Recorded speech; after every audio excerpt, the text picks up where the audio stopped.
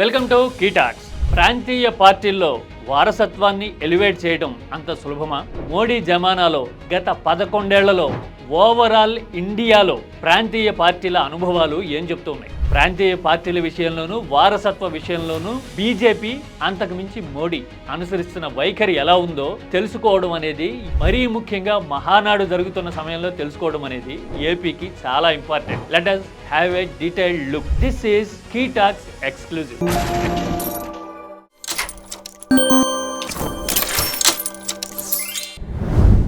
మోడీ ప్రధాని అయిన తర్వాత ప్రాంతీయ పార్టీలతో బీజేపీ వ్యవహరిస్తున్న తీరు నిజంగా ఒక కేస్ స్టడీ.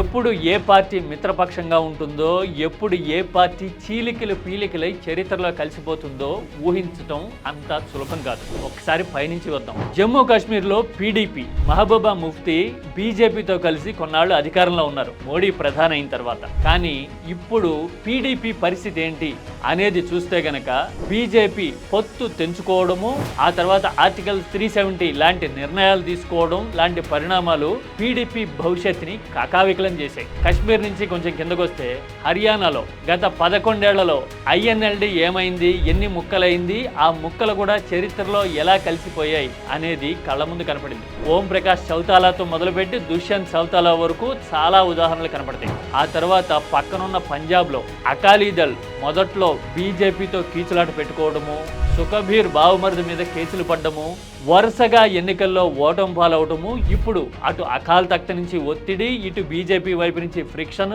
ఎటు తెలుసుకోలేని పరిస్థితుల్లో అకాలీదళ్ ఉండటం అనేది పంజాబ్లో కనపడుతుంది.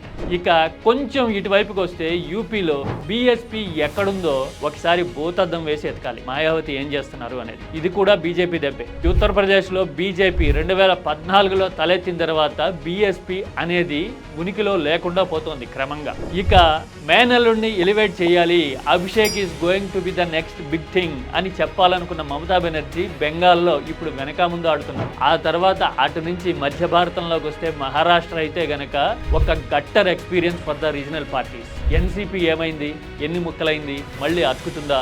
శివసేన సంగతి ఏంటి, ఎన్ని చీలికలైంది? మళ్ళీ అటు రాజ్ ఠాకరే ఇటు ఉద్ధవ్ ఠాకరే ఎలాంటి ప్రయత్నాల్లో ఉన్నారు? ఇవన్నీ చూస్తే బీజేపీ ప్రాంతీయ పార్టీలని గుప్పిట పడితే ఎలా ఉంటుంది అనేది అర్థమవుతుంది. ఇక ఆ తర్వాత డౌన్ సౌత్ కర్ణాటకలో ఆల్రెడీ జేడీఎస్ బీజేపీ పంచన చేరిపోయి 30 సీట్లలో ప్రభావం చూపించే ఉప ప్రాంతీయ పార్టీ కాబట్టి అక్కడ చెప్పుకోవడానికి ఏం లేదు. ఇక తమిళనాడు విషయానికి వస్తే అన్నా డిఎంకే ఉందా ఊడిందా అనేది ఇంకొక 6 నెలల్లో జరిగే ఎన్నికలను బట్టి తెలుస్తుంది.